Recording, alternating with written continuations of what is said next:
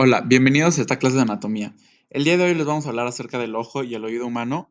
El equipo está conformado por mí, Asís Oropesa Temolsin, y por mi compañera Camila Simone López Rodríguez. Comenzaremos hablando sobre la anatomía del ojo y posteriormente pasaremos a la anatomía del oído. En la anatomía del ojo revisaremos estructuras óseas, musculares, nerviosas y vasculares, y en el oído la anatomía nerviosa, vascular, el oído externo, el oído medio, la anatomía muscular, la anatomía ósea y el oído interno.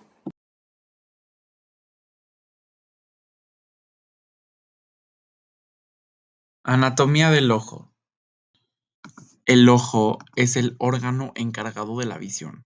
Se encuentra en la órbita y está formado por el globo ocular y estructuras anexas.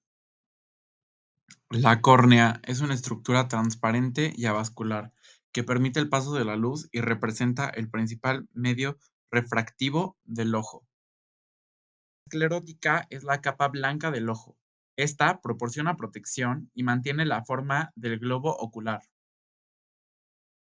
La órbita ocular está conformada por 7 huesos que crean una estructura piramidal para proteger el ojo. Estos huesos son frontal, cigomático, maxilar, esfenoides, etmoides, lagrimal y palatino. La coroides es una capa altamente vascularizada que nutre las capas externas de la retina. El cuerpo ciliar contiene el músculo ciliar. Este es responsable de la acomodación y los procesos ciliares que producen el humor acuoso. El iris regula la entrada de luz mediante la pupila, gracias a sus músculos, el esfínter y el dilatador que veremos posteriormente.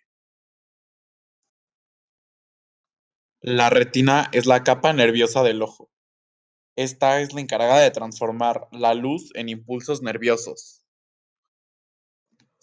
La mácula lútea es una región especializada de la retina, en cuyo centro se encuentra la fovea.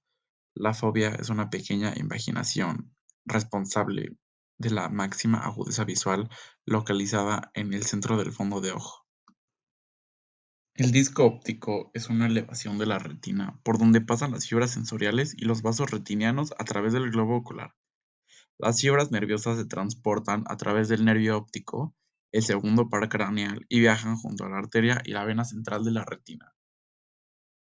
Este disco óptico es el sitio donde emergen las fibras del nervio óptico. Este carece de fotorreceptores, por lo que se conoce como el punto ciego del ojo. El humor acuoso es un líquido transparente producido por los procesos ciliares. Su función es mantener la presión intraocular y nutrir estructuras avasculares, principalmente la córnea y el cristalino. El cristalino es una estructura transparente y biconvexa cuya función principal es enfocar la luz sobre la retina. Además, participa en la acomodación, modificando su forma para permitir la visión cercana y lejana.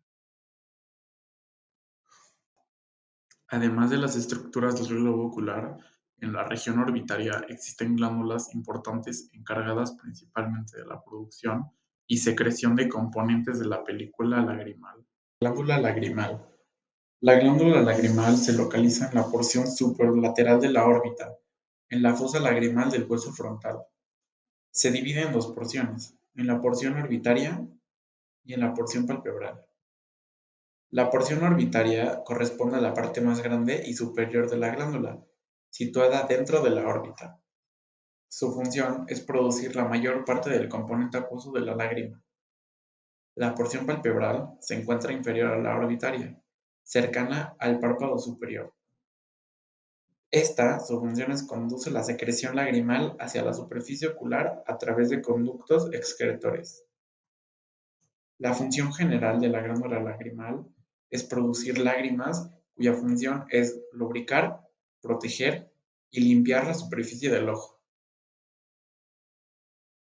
La secreción lagrimal depende principalmente de las fibras parasimpáticas provenientes del nervio facial, el número 7, por lo que este nervio es el que inerva principalmente a la glándula lagrimal. Ahora pasaremos a las glándulas tarsales o de Meibomian. Su ubicación. Las glándulas tarsales se encuentran dentro de los tarsos de los párpados. La función que tienen es que producen una secreción lipídica que evita la evaporación rápida de la lágrima. Tienen alta importancia ya que su secreción contribuye a la estabilidad de la película lagrimal. En el borde de los párpados también se encuentran las glándulas ciliares, asociadas a las pestañas. Entre ellas destacan las glándulas de Sayce, que son glándulas sebáceas encargadas de producir una secreción lipídica que lubrica las pestañas, y las glándulas de Moore, que corresponden a las glándulas sudoríparas modificadas. Ambas contribuyen a la protección y mantenimiento del borde palpebral. La inflamación o infección de estas glándulas pueden producir un orzuelo. Ahora hablaremos de los músculos del ojo con su inervación e irrigación.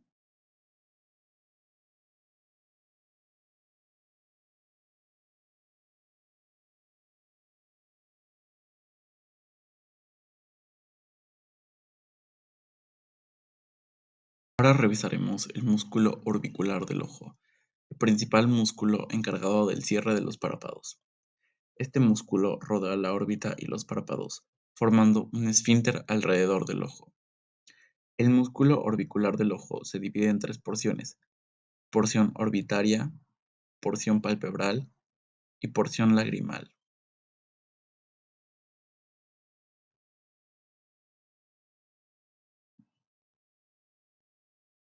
Su origen en la porción nasal del hueso frontal y en el hueso lagrimal, y su inserción en la piel de la región orbitaria. Sus funciones es cerrar fuertemente o forzado el párpado.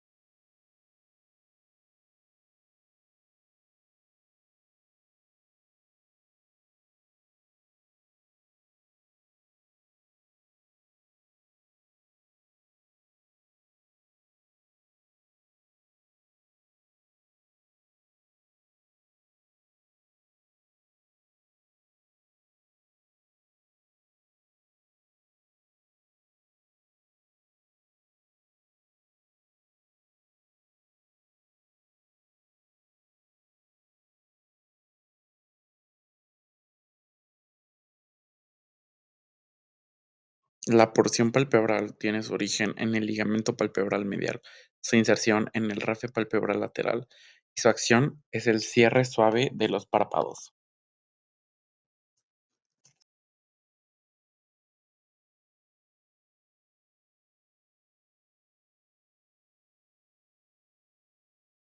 Porción lagrimal.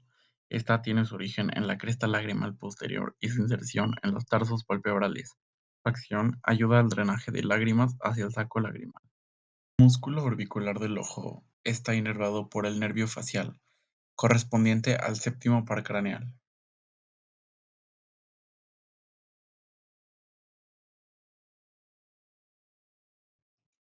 Por último, este músculo está irrigado por la arteria facial, por la arteria temporal superficial y también por la arteria oftálmica.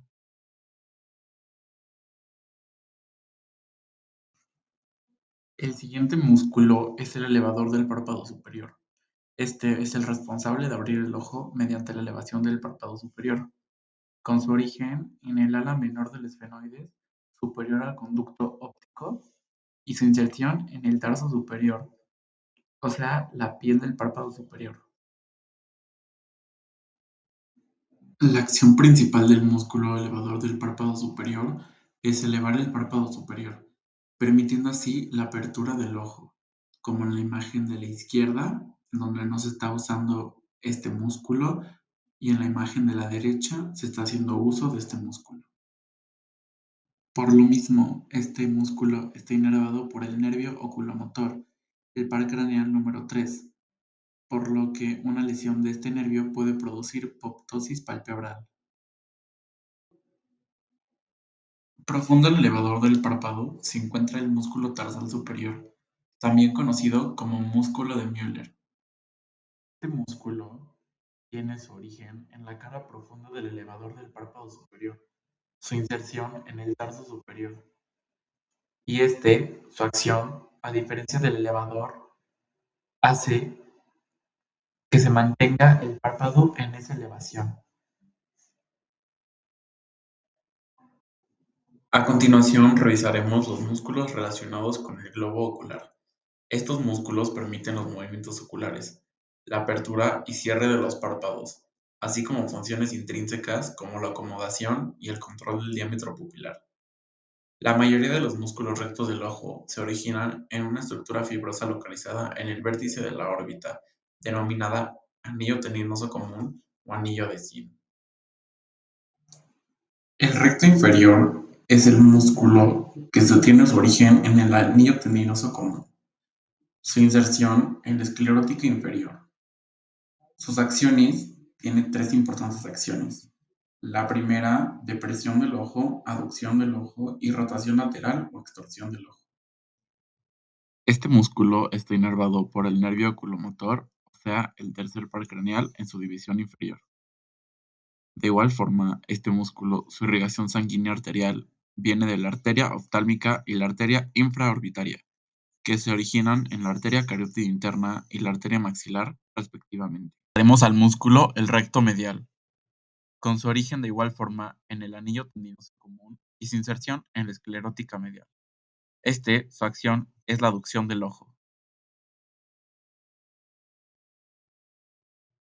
Inervación en el nervio oculomotor, el mismo par craneal número 3, y la irrigación, las ramas musculares de la arteria oftálmica.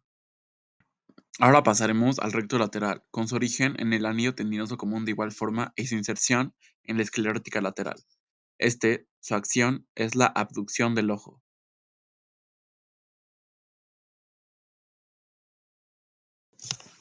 Con su inervación en el nervio abducens, el par craneal número 6, y su irrigación, las ramas musculares de la arteria oftálmica. El oblicuo superior tiene su origen en el cuerpo del esfenoides superior y medial al conducto óptico. Su inserción en la esclerótica posterolateral superior. Este, su acción es la depresión, la abducción y la rotación medial del globo ocular. Este nervio, es importante mencionar que el tendón del músculo oblicuo superior atraviesa una estructura fibrocartilaginosa llamada tróclea antes de insertarse en el globo ocular, por lo que de esta forma está inervado por el nervio troclear, que es el nervio, el par craneal número 4. Está irrigado por las ramas musculares de la arteria oftálmica. Pasaremos ahora al músculo oblicuo inferior. Este tiene su origen en el maxilar, en la porción anterior del piso orbitario, y su inserción en la esclerótica posterolateral inferior. Su acción, elevación, abducción y rotación lateral del globo ocular. Inervación en el nervio oculomotor, el mismo par craneal número 3, y la irrigación, las ramas musculares de la arteria oftálmica. Finalmente, pasaremos a los músculos intrínsecos del ojo, comenzando con el músculo ciliar, con su origen en el cuerpo ciliar y en el espolón escleral. Su inserción, las fibras anulares relacionadas con el cristalino. Su acción es producir la acomodación del cristalino para provocar una visión cercana. Está inervado por las fibras parasimpáticas del nervio oculomotor, el par craneal número 3, y está irrigado por las arterias ciliares. Continuaremos con el músculo, el esfínter de la pupila. Su ubicación, el iris. Su acción es la miosis, lo que significa la contracción pupilar. Está inervado por las fibras parasimpáticas del nervio oculomotor, el par craneal número 3, y está irrigado de igual forma por las arterias ciliares. Ahora, en su puesto, tenemos al músculo dilatador de la pupila. Tiene su origen en el epitelio anterior del iris y su inserción en el margen de la pupila. Su acción es producir la midriasis, es decir, la dilatación pupilar.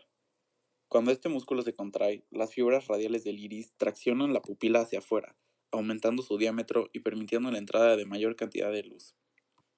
Está inervado por las fibras simpáticas postganglionares y está irrigado por las arterias ciliares. Finalmente, para terminar la anatomía del ojo, revisaremos el fondo de ojo, también conocido como fondo ocular, que corresponde a la superficie interna posterior del globo ocular observable mediante una oftalmoscopía. Las estructuras principales del fondo de ojo es 1. La papila óptica, el disco óptico; 2. La mácula lútea; 3. La fóvea central; 4. Los vasos retinianos; y 5. La retina. El fondo de ojo representa una herramienta anatómica y clínica fundamental, ya que permite evaluar directamente estructuras nerviosas y vasculares del globo ocular. Es importante mencionar que dentro de estas estructuras anatómicas podemos observar que las arterias son más delgadas y más claras. También tienen una línea dorada en medio, mientras que las venas son más gruesas y son más oscuras. Esta se divide en 4 zonas: nasal superior, nasal inferior, temporal superior y temporal inferior. La medida normal del disco óptico es de 1.9 a 2.5 milímetros y el disco debe de caber aproximadamente 2.5 veces entre el disco y la fóvea.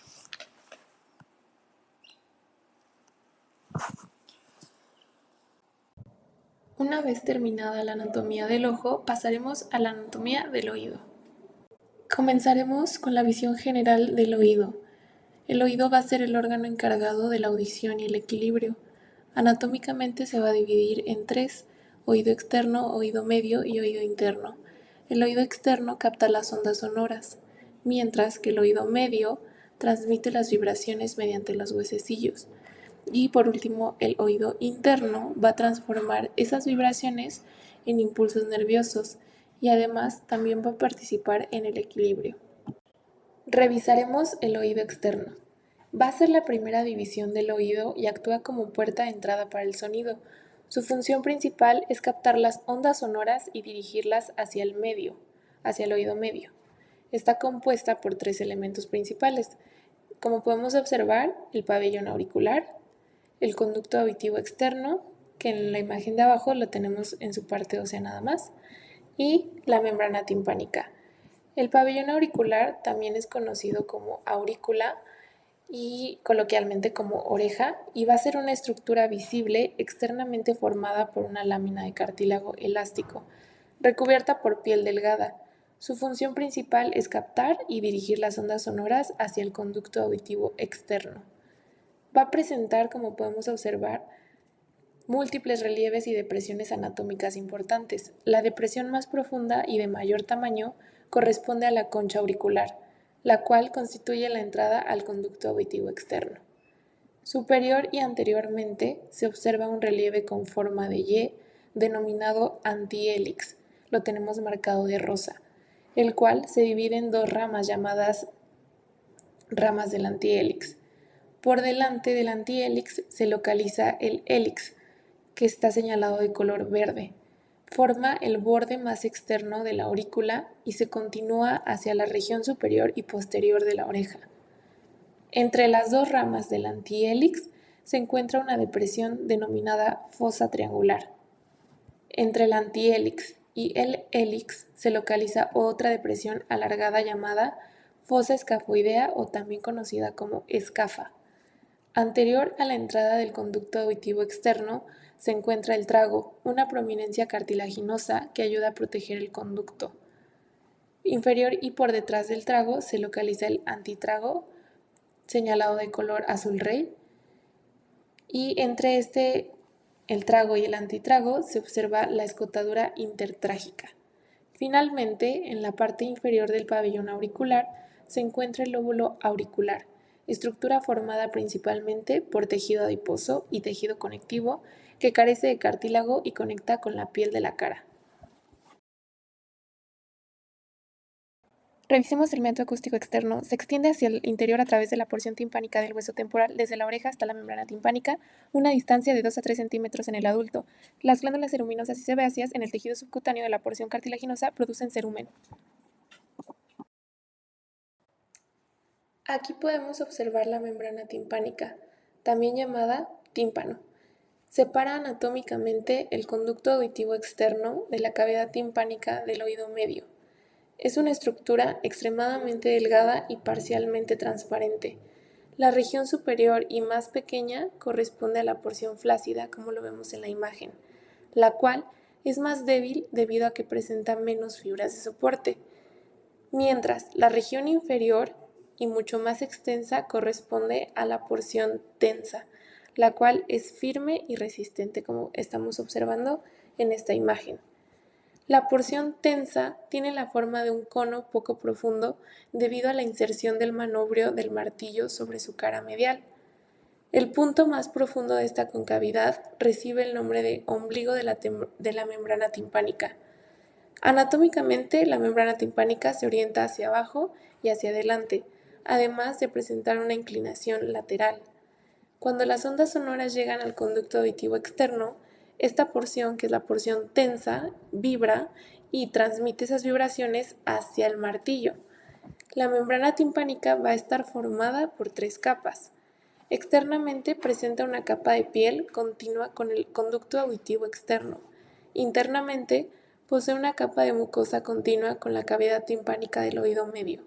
Entre ambas se va a localizar una capa fibrosa, formada por fibras de soporte que proporcionan resistencia y tensión a la membrana.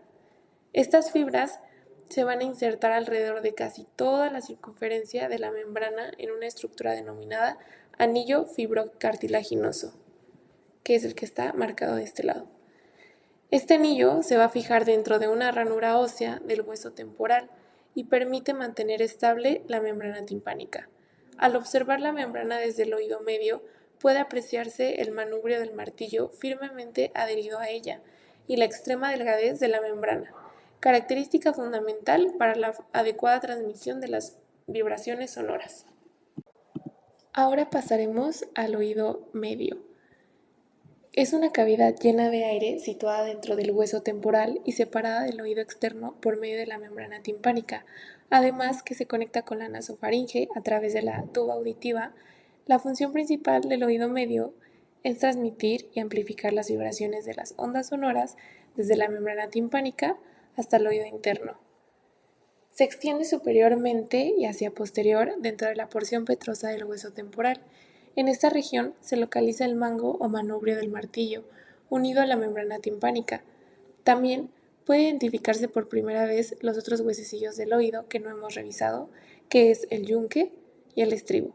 Anteriormente se encuentra el orificio de la tuba auditiva, que lo podemos ver en esta imagen, también llamada tuba faringotimpánica, la cual comunica la cavidad timpánica con la nasofaringe. Al observar un modelo óseo del temporal, puede identificarse la porción petrosa del hueso temporal, el conducto auditivo externo y la ranura donde se inserta el anillo fibrocartilaginoso de la membrana timpánica. La tuba auditiva se dirige hacia adelante y medialmente desde el oído medio a través de un túnel estrecho. Solamente el tercio lateral de la tuba auditiva corresponde a una porción petrosa, mientras que sus 2 tercios mediales corresponden a una porción cartilaginosa. El cartílago de la tuba auditiva se fija a la base del cráneo y se extiende hasta la pared lateral de la nasofaringe, donde forma el orificio faríngeo de la tuba auditiva. En una disección profunda de la región infratemporal pueden observarse estructuras vecinas importantes, como lo es la lámina lateral del pterigoides, el constrictor superior de la faringe y los músculos elevador y tensor del velo del paladar. El músculo elevador del velo del paladar desciende medialmente hacia el paladar blando, mientras que el músculo tensor del velo del paladar va a descender hacia adelante rodeando el gancho de la lámina medial pterigoidea. Estos músculos se relacionan directamente con la tuba auditiva y participan en su apertura. La porción más estrecha de la tuba auditiva se localiza en la unión entre su porción ósea y la cartilaginosa. Finalmente, la tuba auditiva desemboca en la nasofaringe, por detrás de la cavidad nasal y por encima del paladar blando. La tuba auditiva normalmente permanece cerrada y se abre momentáneamente durante la deglución y el bostezo gracias a la acción de los músculos tensor y elevador del velo del paladar. Su función principal de esta apertura es equilibrar la presión de aire a ambos lados de la membrana timpánica. En el oído medio existen dos músculos pequeños, el músculo tensor del tímpano y el músculo estapedio. El músculo tensor del tímpano tira del martillo y tensa la membrana timpánica, mientras que el estapedio limita el movimiento del estribo. Ambos músculos ayudan a proteger el oído interno frente a sonidos intensos. Anatómicamente, la cavidad timpánica presenta 6 paredes y las vamos a revisar en esta imagen. La pared membranosa corresponde a la pared lateral y está formada principalmente por la membrana timpánica. La pared laberíntica corresponde a la pared medial y forma la pared lateral del oído. En esta pared pueden observarse dos estructuras importantes. Vamos a ver la ventana oval o ventana vestibular, que es esta de acá. Está ocupada por la base del estribo y comunica con el vestíbulo del oído interno, y la ventana redonda, también conocida como coclear, la cual se encuentra cerrada por la membrana timpánica secundaria y se relaciona con la rampa timpánica de la cóclea. Entre ambas se encuentra una prominencia denominada promontorio, producida por la espira basal de la cóclea. Superiormente se encuentra la pared tegmentaria, también llamada tegmen tympani, que forma el techo del oído medio y lo separa de la fosa craneal media. Inferiormente se encuentra la pared yugular, formada por una fina lámina ósea que separa el oído medio de la vena yugular interna. Posteriormente se localiza la pared mastoidea, relacionada con las celdillas mastoideas y con el trayecto de la cuerda del tímpano, rama del nervio facial. Anteriormente se encuentra la pared carotidia, la cual separa la cavidad timpánica de la arteria carótida interna y presenta la abertura de la tuba auditiva. En la pared medial también puede identificarse el trayecto del nervio facial dentro del conducto facial, localizado inmediatamente por debajo de la superficie ósea. Y finalmente, las celdillas mastoideas corresponden a pequeños espacios llenos de aire localizados en el proceso mastoides y comunicados con el oído medio.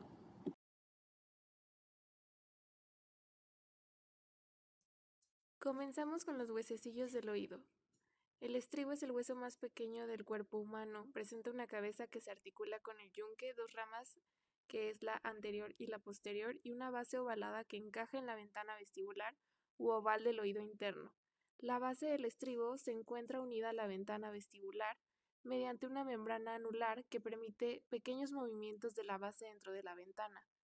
Cuando el estribo se moviliza, transmite vibraciones hacia la perilinfa del oído interno. Posteriormente, sobre la cabeza del estribo se inserta el tendón del músculo estapedio, que va a limitar el movimiento excesivo del estribo, inclinándolo hacia atrás, y también va a ayudar a proteger el oído interno frente a sonidos intensos. El yunque se localiza entre el martillo y el estribo y transmite las vibraciones sonoras entre ambos huesecillos. El yunque presenta un cuerpo, una rama corta y una rama larga.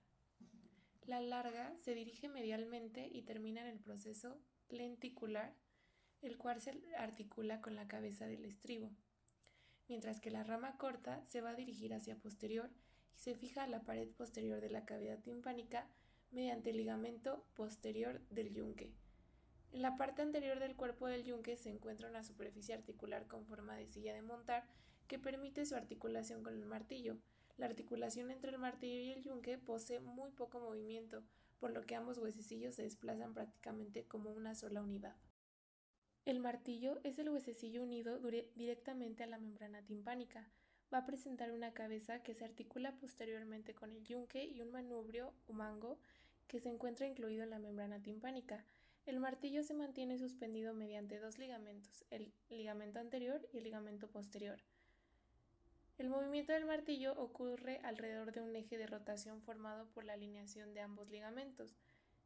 Posteriormente, el músculo tensor del tímpano se inserta en el manubrio del martillo mediante un tendón. Este músculo se encuentra dentro de un túnel óseo paralelo a la tuba auditiva y al contraerse tira medialmente del manubrio y de la membrana timpánica. Tanto el músculo tensor del tímpano como el músculo estapedio ayudan a disminuir la transmisión excesiva de vibraciones sonoras intensas hacia el oído interno. Para finalizar, pasamos a la cuerda del tímpano. Es una rama del nervio facial y emerge de la parte de atrás del hueso, aquí. Discurre entre el martillo y el yunque y emerge del oído medio, justo en esta parte que se está señalando. Para esto unirse al nervio lingual. La cuerda del tímpano transmite el sentido al gusto a gran parte de la lengua. Ahora pasaremos al oído interno. También es llamado laberinto. Se localiza dentro de la porción petrosa del hueso temporal y contiene las estructuras responsables de la audición y del equilibrio. El oído interno va a estar formado por dos componentes principales. El primero es el laberinto óseo, que es el que se muestra en esta imagen, y el laberinto membranoso, que es este otro. El laberinto óseo corresponde al sistema de cavidades excavadas dentro del hueso temporal y contiene en su interior al laberinto membranoso, es decir, el laberinto óseo es como el caparazón y el membranoso está por dentro. El espacio entre ambos está lleno de perilinfa, un líquido con composición similar al líquido extracelular, que es rico en sodio. Dentro del laberinto membranoso se va a encontrar endolinfa, un líquido rico en potasio semejante al líquido intracelular. La diferencia de composición entre perilinfa y endolinfa es fundamental para la generación de impulsos nerviosos. El laberinto óseo se va a dividir en tres regiones. El primero, que es el vestíbulo. El segundo, los conductos semicirculares, óseos, y la cóclea. El vestíbulo es la región central del laberinto óseo. Anteriormente se comunica con la cóclea y posteriormente con los conductos semicirculares, como se muestra aquí. Dentro del vestíbulo se localizan el utrículo y el sáculo, que forman parte del laberinto membranoso. El utrículo y el sáculo contienen receptores sensitivos especializados encargados de detectar aceleraciones lineales y la posición de la cabeza respecto a la gravedad. Estas estructuras poseen una membrana otolítica que contienen pequeños cristales de carbonato de calcio llamados otolitos. Cuando la cabeza cambia de posición o acelera en línea recta, los otolitos se desplazan y estimulan las señales sensoriales, las células sensoriales, enviando información sobre el equilibrio al cerebro.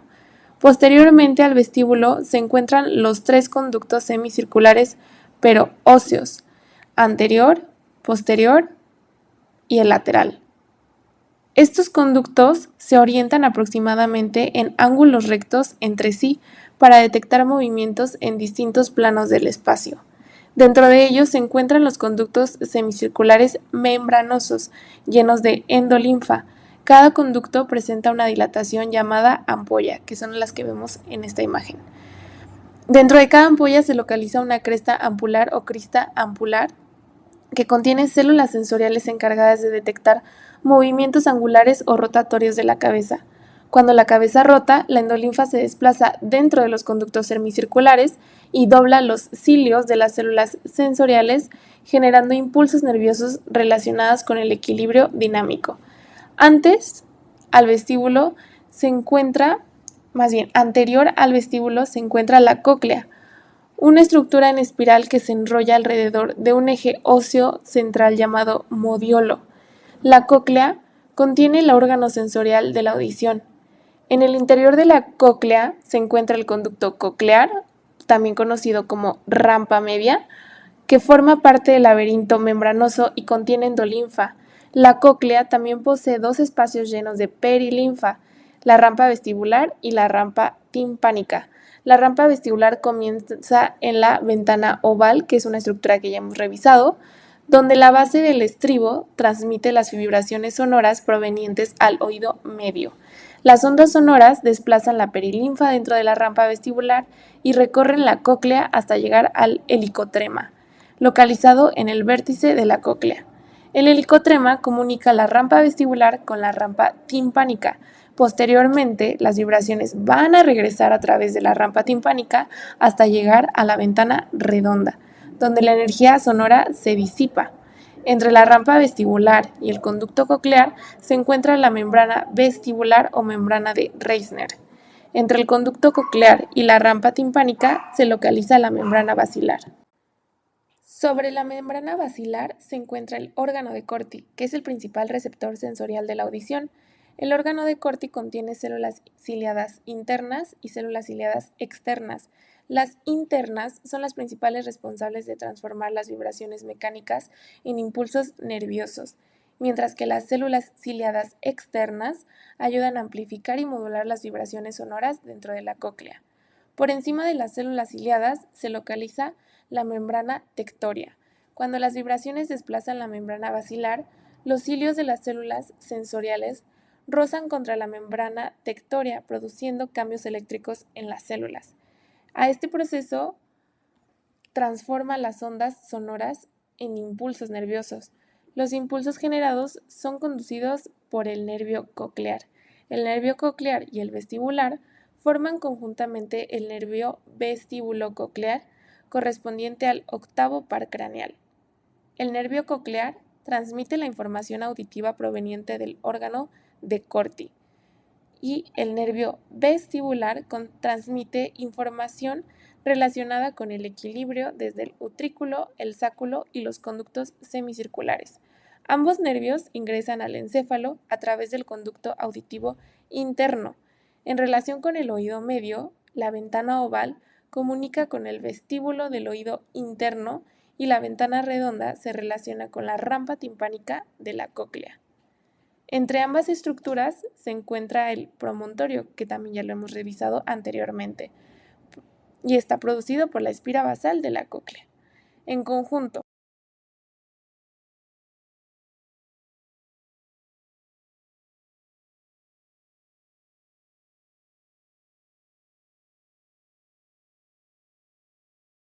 pasemos ahora a la irrigación e inervación de la oreja. La irrigación arterial de la oreja o pabellón auricular proviene principalmente de ramas de la arteria carótida externa.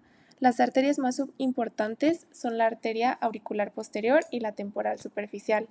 La arteria auricular posterior irriga principalmente la cara medial o posterior de la oreja, además de parte del hélix y del lóbulo auricular.